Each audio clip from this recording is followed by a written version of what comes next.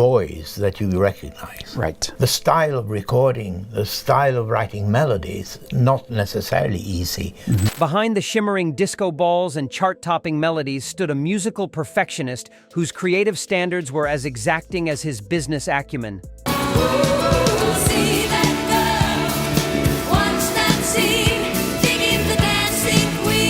Björn Christian Ulvaeus, the Swedish songwriter who helped craft some of pop music's most enduring anthems. A lot of people just write lyrics and forget about the sound. But for me, it was always, very important. Wasn't just the guitar-wielding genius behind ABBA's global domination. Welcome to another explosive episode of Offstage Tales, where today we're diving deep into the surprisingly contentious world of Björn Ulvaeus and the 8 bands that reportedly earned his musical contempt. The Stockholm mastermind behind classics like Dancing Queen and Fernando possessed an almost ruthless ability to dissect what made music work and what made it fail miserably. Great pop music requires both craft and soul, Ulvaeus allegedly told Melody Maker in 1978. Too many bands think volume can replace melody or that attitude can substitute for actual songwriting. For someone who helped define the perfect pop formula, quite a few major acts apparently fell short of his impossibly high standards. From alleged backstage confrontations at Eurovision to whispered criticisms in Swedish recording studios, Ulvaeus's relationships with these artists reveal not just personal tensions, but fundamental disagreements about what popular music should achieve. So grab your platform shoes and prepare for some serious Swedish shade. 8. Kiss. Starting our countdown at number 8 is the theatrical rock band that reportedly made Björn Ulvaeus question everything wrong with 1970s rock excess, Kiss.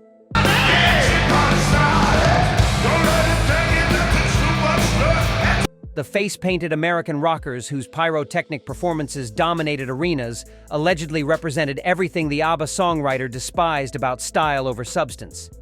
The Disdain allegedly began after Kiss achieved massive European success in 1976, just as ABBA was conquering America. According to music journalist Ulf Lindberg, Ulvaeus once remarked to Benny Andersson, "They're selling makeup and explosions, not music.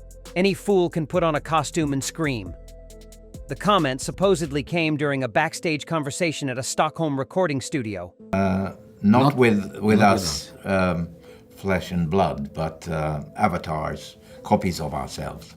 What irritated Ulvaeus wasn't their commercial success, but what he perceived as their complete disregard for melodic craftsmanship. Industry insiders claim Ulvaeus viewed Kiss as the antithesis of everything pop music should represent. Carefully constructed melodies replaced by power chords and theatrical gimmicks. The contrast became obvious when both bands dominated charts simultaneously. While ABBA perfected intricate harmonies and sophisticated arrangements, Kiss delivered straightforward rock anthems with minimal musical complexity. "Rock and roll doesn't have to be stupid," Ulvaeus allegedly told Swedish television in 1977. "These bands think loudness equals energy, but real energy comes from songs that move people emotionally, not just physically." 7. The Sex Pistols. At number 7, we encounter the punk revolutionaries whose anarchic approach to music allegedly appalled Björn Ulvaeus' sensibilities, the Sex Pistols.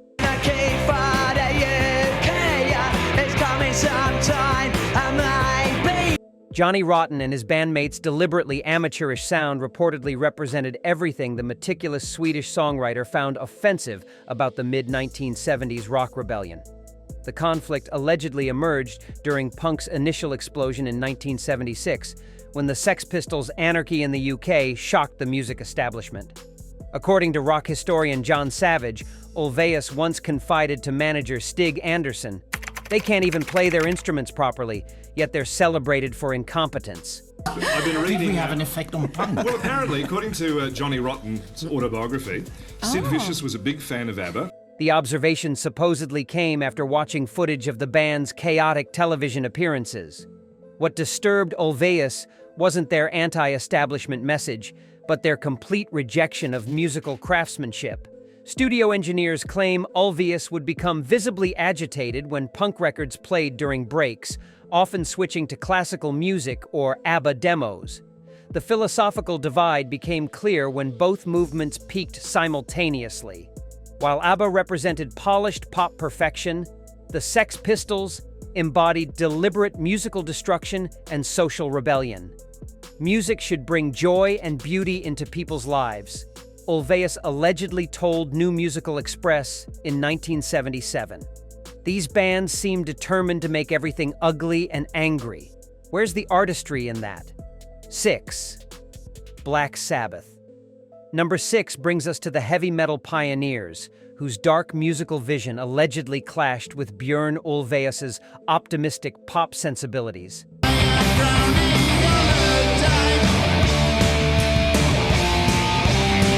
Black Sabbath. Ozzy Osbourne and Tony Iommi's doom-laden compositions reportedly represented everything the Swedish songwriter found depressing about contemporary rock music. The distaste allegedly developed during the early 1970s when Black Sabbath's heavy sound gained international recognition. According to music biographer Mick Wall, Ulvaeus once told a Swedish journalist, "Why would anyone want to make music that sounds like the end of the world?" The comment supposedly emerged during discussions about contemporary rock trends. What bothered Ulvaeus wasn't their technical abilities, but their deliberately oppressive atmosphere.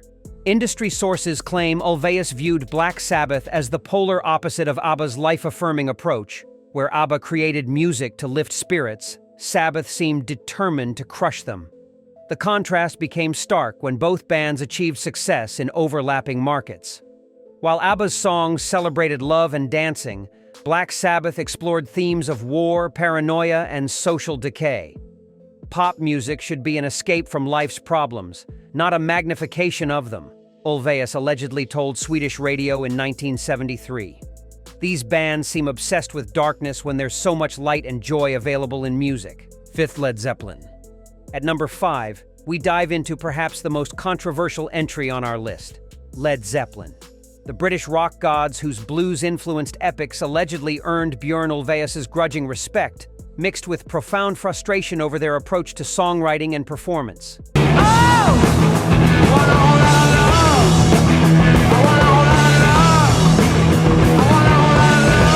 The complicated relationship allegedly began when Led Zeppelin dominated album charts throughout the early 1970s. According to rock journalist Chris Welch, Ulvaeus once admitted to Agnetha Feltskog, "They're incredibly talented, which makes their self-indulgence even more frustrating." Not to be lazy and think the chorus is so good that it doesn't matter about the verse. The confession supposedly came during a discussion about contemporary rock music's direction. What annoyed Ulvaeus wasn't their musical abilities, he reportedly acknowledged their technical prowess, but their tendency toward extended instrumental passages and album-oriented rock that ignored pop accessibility. Studio musicians claim Ulvaeus would study Led Zeppelin arrangements, simultaneously impressed and exasperated by their complexity. The philosophical divide became evident in their contrasting approaches.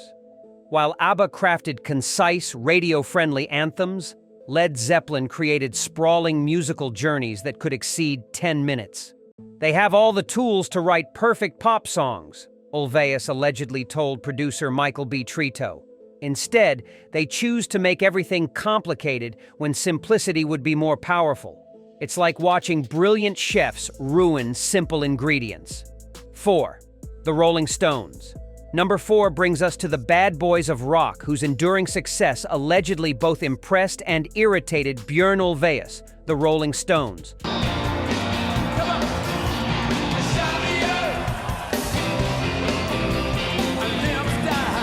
Mick Jagger and Keith Richards' rebellious longevity reportedly represented everything the Swedish songwriter found simultaneously admirable and infuriating about rock music.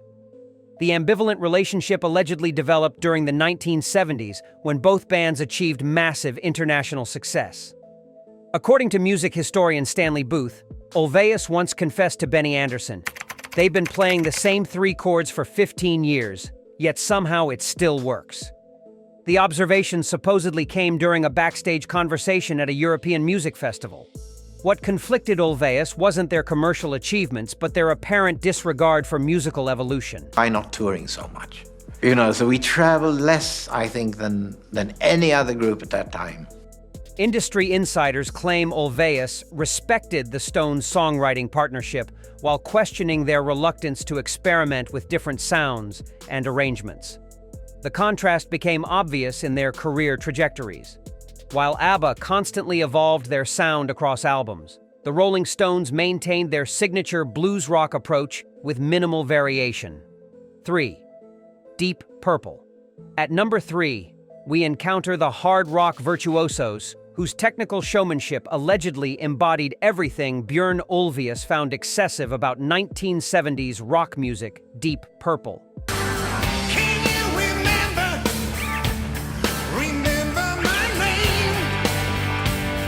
Ian Gillan and Ritchie Blackmore's instrumental pyrotechnics reportedly represented the triumph of musical ego over songwriting substance. The Disdain allegedly emerged during Deep Purple's peak popularity in the early 1970s.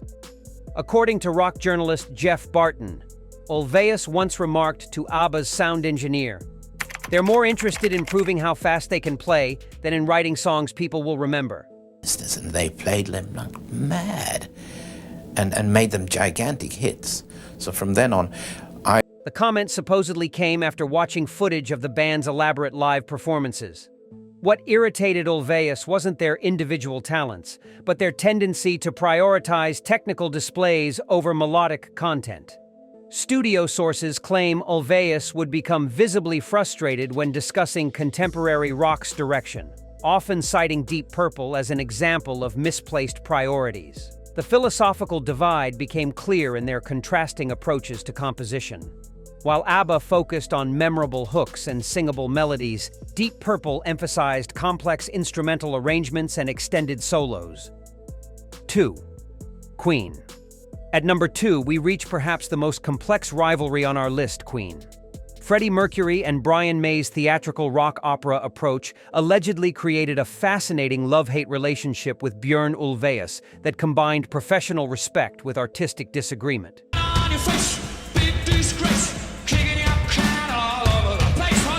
The complicated dynamic allegedly began during the mid-1970s, when both bands achieved massive European success.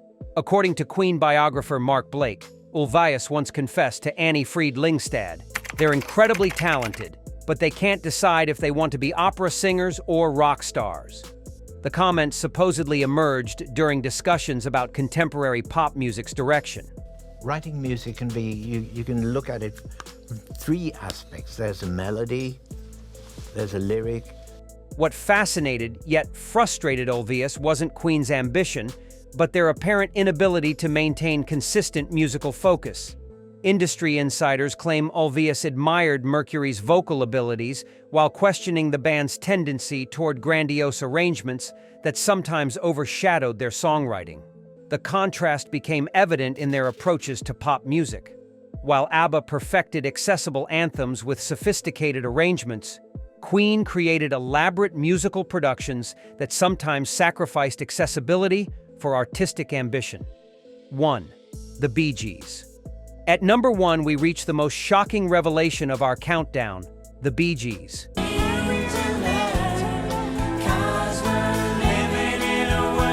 The Australian brothers, whose disco dominance allegedly created Björn Ulvaeus' most intense professional rivalry, representing everything he found both admirable and threatening about contemporary pop music. The complex relationship allegedly intensified during the disco era when both acts dominated international charts simultaneously. According to music journalist David Leaf, Ulvaeus once admitted to Stig Anderson, "They're doing what we do, but with more commercial success." It's simultaneously impressive and infuriating. The confession supposedly came during ABBA's peak commercial period. And of course, the #1 song in the US and all over the world, Dancing Queen. What complicated Ulvaeus' feelings wasn't the Bee Gees' success, but their apparent ability to adapt to musical trends while maintaining their distinctive identity. Industry sources claim Ulvaeus studied their songwriting techniques obsessively, particularly their use of falsetto harmonies and disco arrangements. There you have it, Björn's surprising musical grudges revealed. Which rivalry shocked you most? Hit that like button, drop your thoughts below, and subscribe for more pop music drama.